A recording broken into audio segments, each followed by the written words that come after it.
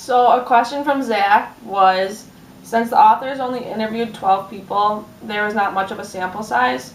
Do you feel that 12 participants at one school were enough?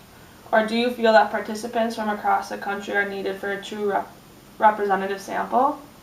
I would think that the bigger sample size, the better information you're going to get, just because basing it off of a small sample size, they might be biased towards one way. But women's sport is growing, and I think it's important that we hear people's perspectives, just to see where everyone's at with getting interested in women's sport.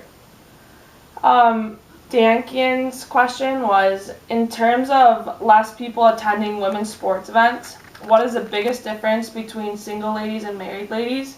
And which group of people do you think have the most potential to develop being fans of women's sports games?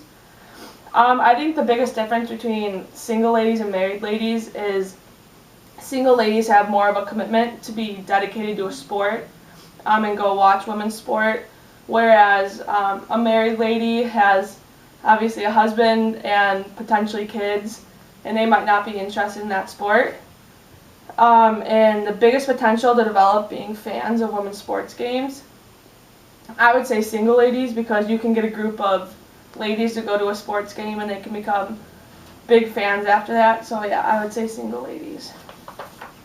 And Kara's question, why do you think that women's participation in sports is growing? Although the media coverage is not huge, it is growing, little by little, very little. But I think it's important to see that there are professional leagues now. Well, the WNBA has been around for a little bit, but they are getting more fans. Television coverage is huge, although it's very minimal. There will be more people watching it because a lot of people like to watch sports on TV. And other sports are dedicating their time to promoting the sport, so it's definitely growing. Thank you.